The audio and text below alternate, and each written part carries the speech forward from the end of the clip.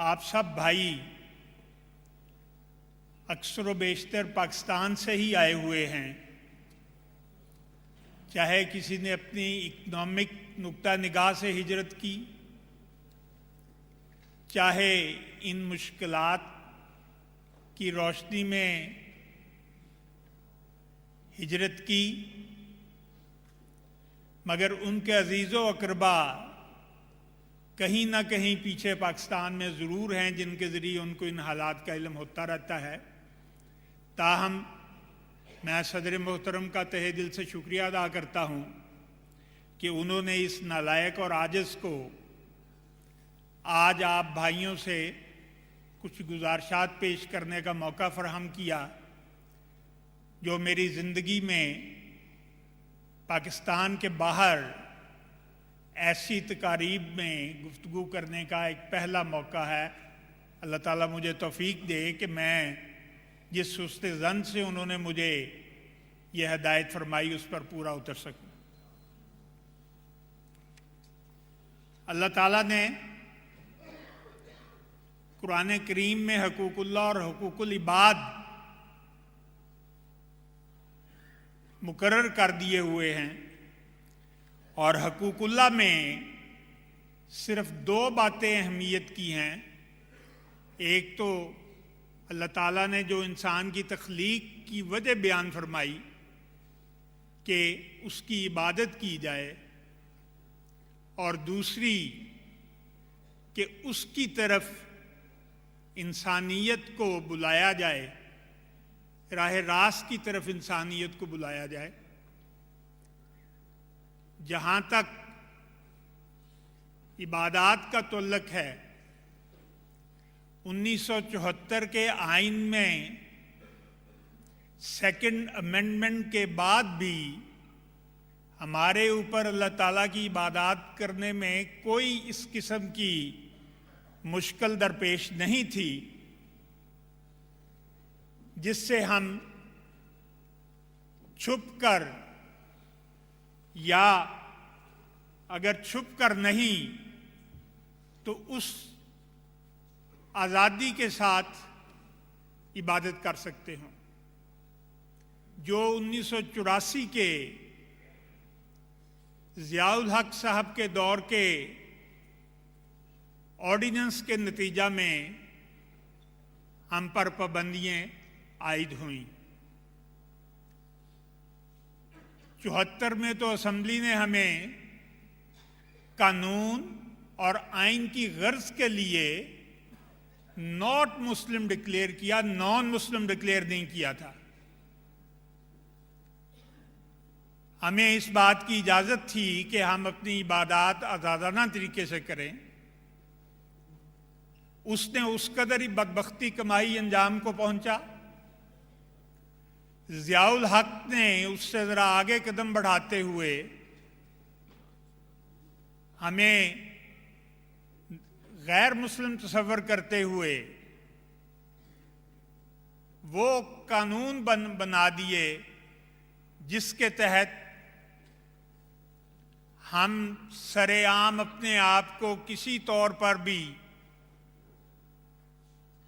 بذریعہ گفتگو یا تحریری طور پر مسلمان ظاہر کر سکیں۔ کلمہ پڑھنا سر عام یا لگانا، مسجد کو مسجد کہنا، اذان دینا، کسی کے ساتھ اسلام کے اوپر یعنی اس دعوت اللہ کے حوالہ سے کوئی بات کرنا غیر آئینی اور غیر قانونی قرار دیا گیا، اور اس کی باقاعدہ تعزیریں مقرر کی گئیں۔ پھر قرآن کریم کا سر عام ہم نہ حوالہ دے سکتے، نہ اس کی تلاوت کر سکتے، مگر ہمیں ہمارے بزرگوں نے جو راستے دکھائے، ہمارے خلفاء نے جو ہماری رہنمائی فرمائی، اس خلافت کے جھنڈے کے تلے ہر ایسی حالت میں اللہ تعالیٰ نے ہمیں نئے راستے تلاش کرنے میں معاونت فرمائی، اور ان نئے راستوں میں چلتے ہوئے ہم اپنی عبادات کو بھی اسی طرح بجا لا رہے ہیں، ہم اپنے دیگر فرائض جو ہیں اللہ تعالیٰ کی طرف دعوت دینے والے ان کو بھی کم و بیش اسی طرح کر رہے ہیں۔ اگر کہیں تھوڑا سا اس میں کمی یا خوف ہے تو وہ ان کے ذہنوں میں زیادہ ہے ہماری نسبت، جن کو ہم اس طرف بلاتے ہیں یا اس طرف دعوت دینے کی کوشش کرتے ہیں۔ عبادات کے حوالہ سے 28 مئی 2010 کا جو ثانیہ لاہور ہوا، جس میں ہمارے عزیزوں اور بزرگوں نے بغیر کوئی شکوے کا لفظ زبان پہ لائے ہوئے اپنی جان اللہ کے حضور پیش کر دی، اور ہمارے شہید امیر صاحب نے زخمی ہونے کے باوجود درود شریف کا ورد کرنے کی سب کو ہدایت کی، جو اس سے پہلے بھی حملے کے آغاز میں ہی انہوں نے کیا تھا۔ اور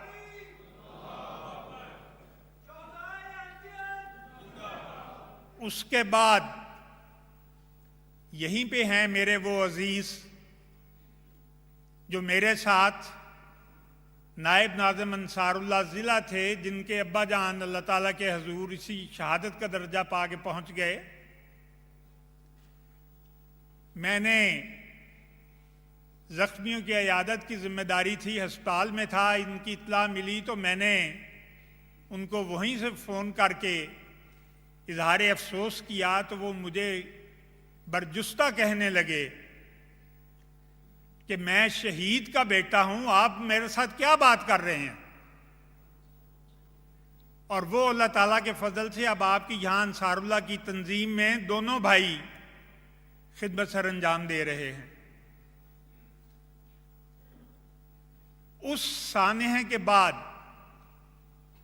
یقیناً تھوڑا بہت ذہن کے اوپر اثر جو ہے وہ کمزور طبع پہ آیا، مگر اس کے بعد ایسا سنبھلے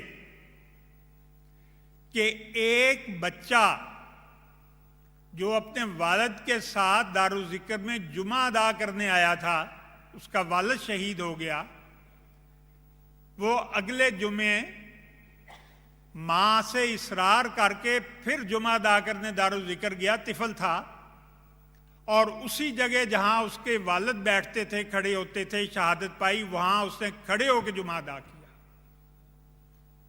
تو وہ خوف اتنے دنوں میں ہی زائل ہو گیا، اور اس کے بعد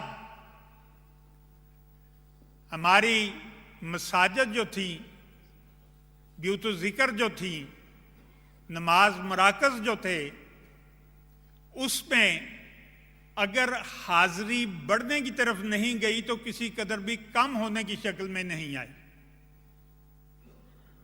وہ اللہ تعالیٰ کا جو حق ہے اس کو وہاں پہ ان تمام قانونی پابندیوں، نماز ادا کرنا جو ہے، اپنے آپ کو مسلمان ظاہر کرنا ہے، 298 295 سی 295 اے قرآن کی تلاوت کرنے، یہ سب کچھ جو ہے ان پہ لاگو ہوتا ہے، جس کی کم از کم سزا جو ہے وہ 3 سال سے لے کے سزائے موت تک ہے۔ اور اس وقت بھی لاہور شہر کے اندر 4 مقدمات ایسے ہیں، بالخصوص 3، جن میں ایک ہمارا بلیک ایرو پریس ہے، جس میں ایک سلسلہ کی کتاب شائع ہو رہی تھی، اس کی جلد بندی ہو گئی تھی، جتنی تیار ہو گئیں وہ لوڈ ہو رہی تھی بھیجنے کے لیے روا۔ مخالفین نے شکایت کی اور طریقہ واردات یہ ہے کہ 15 کلومیٹر 10 کلومیٹر دور سے اٹھ کے ایک شکایت لے کے آ جاتا ہے اور آتے ہوئے راستے میں موبائل کے اوپر پولیس کو کال کر لیتا ہے اور وہ وہاں پہ پہنچ کے نماز ادا کرنے والوں کو، ایسی کتب رکھنے والوں کو، ایسی کتب شائع کرنے والوں کو، یا جن کے گھر کے باہر ماشاءاللہ یا ایسے القاب لکھے ہوئے ہیں جو انہوں نے خریدا ہوا ہے، خود نہیں لکھے، ان کے گھروں میں جا کے ان کو خود ہی پھر گھر سے ان کے قرآن کریم اٹھا کے اس کی تصحیح کر کے صفحے پھاڑ کے پھینک کے توہین خدا، توہین قرآن، توہین رسالت، اس قسم کے الزامات لگا کے وہ پرچے کروا کے ان کو گرفتار کر لیا گیا۔ ایسا واقعہ ہماری گلشن راوی کی جو بیعت تھی اس میں ہوا مغرب کے وقت، اور اس میں ہمارے صدر صاحب حلقہ اور دیگر نمازیوں کے ساتھ ہمارے مربی صاحب سلسلہ نصیر احمد قریشی صاحب اور ان کی اہلیہ جو اس کے اندر ہی مربی ہاؤس میں رہائش پذیر تھیں، ان کو بھی گرفتار کر لیا گیا، اور یہ لجنہ کی پہلی خاتون تھی جنہیں گرفتار کیا گیا۔ گو بعد میں حوالات سے تھانے میں انہیں رات گئے رہا کر کے گھر واپس بھیج دیا گیا، مگر یہ بھی ایک تاریخ جو تھی وہ رقم ہو گئی۔ تو ایسی تمام پابندیوں کے باوجود عبادات کا معیار جو ہے اللہ تعالیٰ کے فضل سے وہ نہیں گرا، اور جہاں دعوت اللہ کا سوال آ جاتا ہے، وہ بھی دن تھے جب آپ کو علم ہوگا کہ ہزاروں لاکھوں کی تعداد میں پاکستان میں بیعتیں ہو رہی تھیں، ان میں کمی ضرور آئی۔ بعض زیر تبلیغ دوست یہ کہہ کر پیچھے ہٹ جاتے تھے کہ بات جو آپ کرتے ہیں درست ہیں، جس طرح میاں فہیم صاحب نے بھی اور دوسرے میرے پیش رو مقررین نے فرمایا کہ دل سے وہ ضرور اس بات کا یقین رکھتے ہیں مگر جرت نہیں کرتے۔ دعوت اللہ کے جو ہمارے ذرائع ہیں، یہاں پہ بھی میں نے جو تقاریر سنی، جو شعبہ تربیت کی اور تبلیغ کی باتیں سنائی گئیں، وہ تقریباً یہی ہیں، اور جو ہمارے خلیفۃ المسیح رابع رحمہ اللہ تعالیٰ اور حضرت خلیفۃ المسیح خامہ سید اللہ تعالیٰ بن نصر عزیز ہماری رہنمائی فرما رہے ہیں، اس کی روشنی میں ہی یہ ہو رہا ہے۔ ہمارے ہاں سب سے پہلے اولیت سیرت النبی کے اجلاسات ہیں۔ ایک دن تھا کہ ہم شادی گھر میں یا کسی ریسٹورنٹ میں ایسے پروگرام کر لیا کرتے تھے، وہ دن گئے۔ پھر ہم نے مختصراً گھروں کے اندر 5-5 10-10 دوستوں کو بلا کے چائے کی پیالی پہ ان کے ساتھ بات کر لی۔ اس میں بھی آہستہ آہستہ مشکلات آنی شروع ہو گئیں، مگر سیرت بیان کرنا بند نہیں ہو سکا۔ گھروں کے اندر ڈرائنگ رومز میں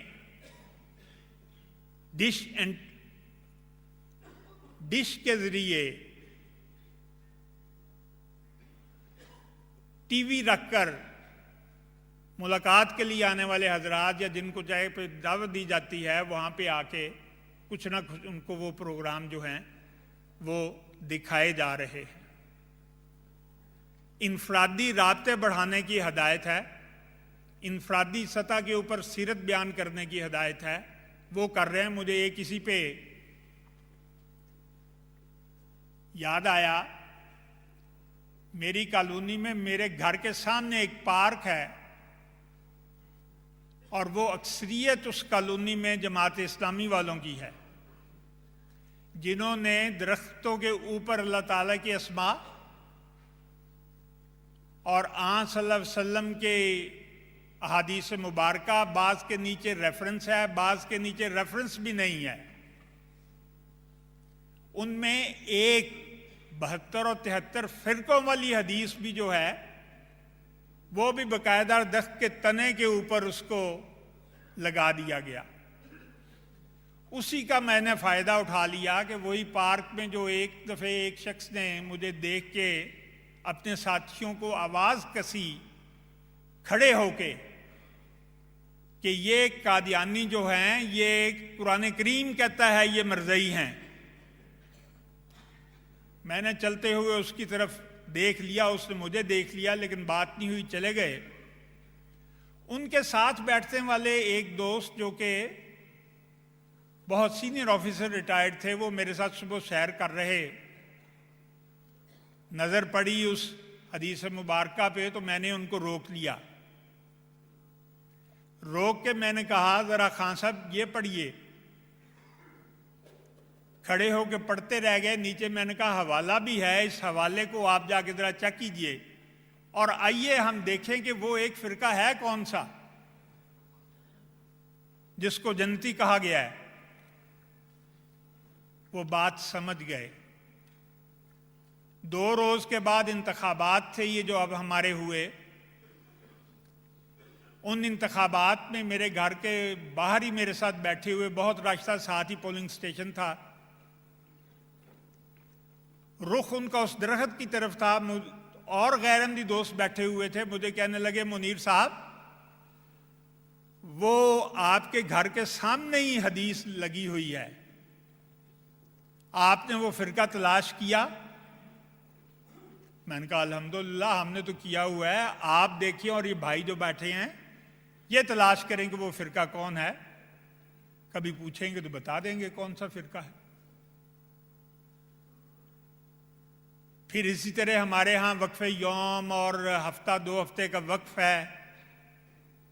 फिर बज़्म इरशाद है, आज बहुत अच्छी माशाल्लाह यहाँ पे बज़्म इरशाद की रौनक लग गई।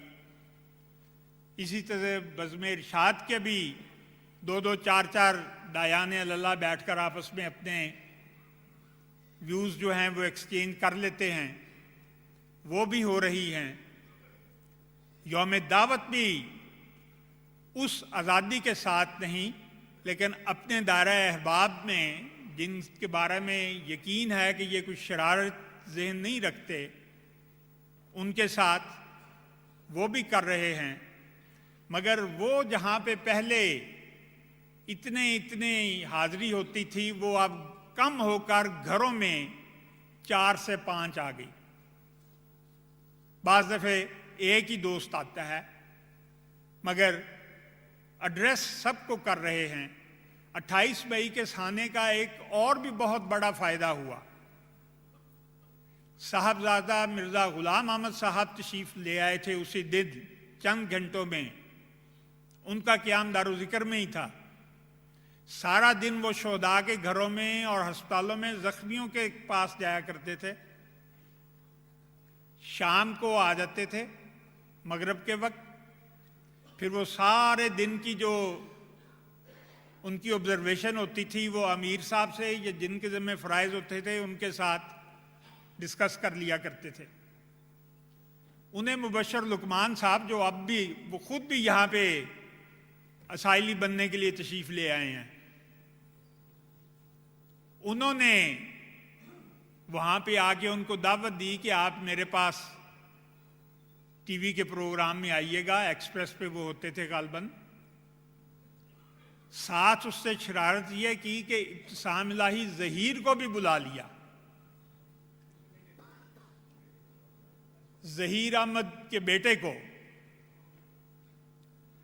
और बुला के फिर ज़्यादा वक्त जो था वो उसी तरफ रह गया, इब्तिसाम इलाही ज़हीर की तरफ जो अहले हदीस का वहाँ पे लीडर है। मियाँ साहब को जिस कदर वक्त मिला, वो जो हजूर की हदायत थी कि 5% आबादी तक को पैगाम हक पहुँचाया जाए, वो चंद मिनटों के अंदर तकरीबन सारे मुल्क में ही वो पैगाम चला गया। तो अल्लाह ताला ये भी फजल फरमा रहा है कि दावत अल्लाह के इस तरह के भी मौके आ रहे हैं।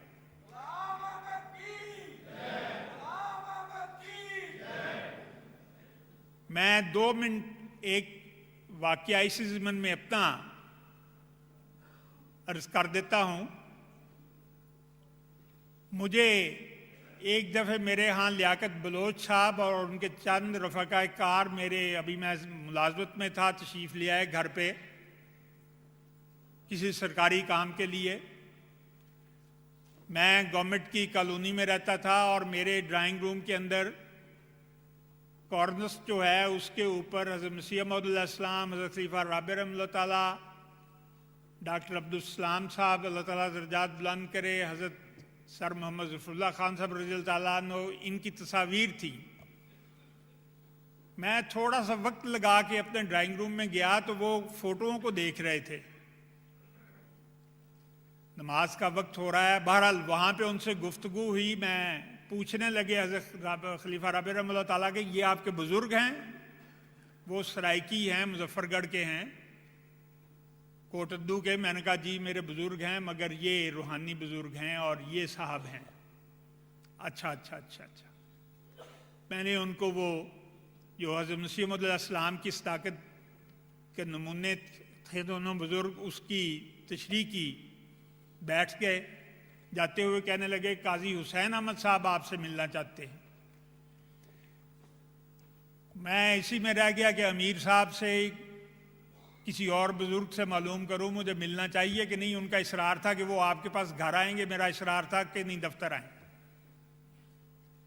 ایک دن مشکل کے ساتھ قابو آ گیا میں ان کے، وہ مجھے کہنے لگے کہ جی آج شام آپ کے گھر آئیں گے۔ میں نے کہا نہیں، میرے گھر نہیں آئیں گے،